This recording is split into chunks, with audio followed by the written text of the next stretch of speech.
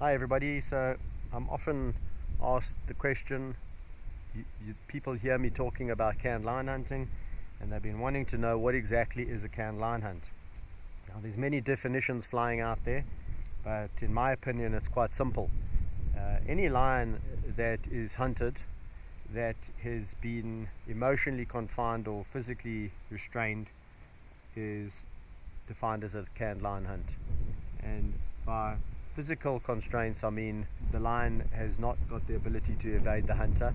In other words, it is enclosed either in a very small enclosure or it is in a reserve that is of finite size where that specific animal is targeted and there's no fair escape or fair chase.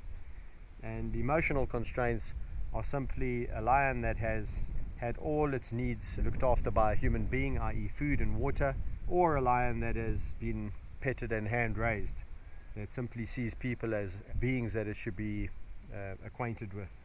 Now, canned lion hunting is interesting because there is no real legal definition of the word, and again it depends on who you ask as to what will be thrown at you. But simply put, if a lion has been born and bred in captivity and is not able to evade a hunter and is simply taken from an enclosure and put in a more natural area and then shot, that is canned.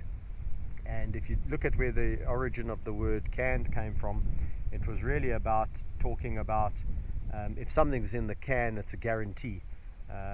It's not what most people believe it to be or to mean, which is a canned lion is something in a can. And that came about because these lions were being shot in such small enclosures. So people thought, okay, well, if it's in a small enclosure, it must be canned. A lot of pro-hunting fraternities will say that in South Africa there's regulations, there's norms and standards. Lions are on the threatened or protected species list, and in those norms and standards, in the TOPS regulations, it actually sets out what conditions or what criteria must be met for a lion hunt to take place. And there's only really a few things that they prohibit, and they prohibit a lion being shot in a small area or a small enclosure, and they prohibit a lion being shot in an enclosure next to other lions, and they also prohibit the lion from being shot with the use of drugs or bait. And I think there's also the prohibition of utilizing bows, crossbows and arrows to kill the animal.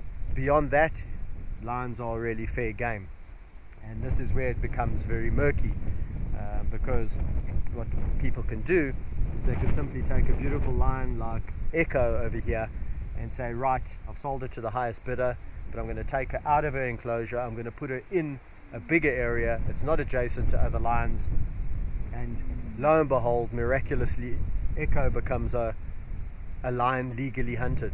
So it's completely legal to do so in South Africa at this point in time. We're fighting hard to get people to readily accept that it's not okay to raise this animal, pet it, love it, care for it, and then to simply sell it on to this industry when it's reached its usefulness, and that's normally when it becomes too dangerous and too old to pet or to walk with.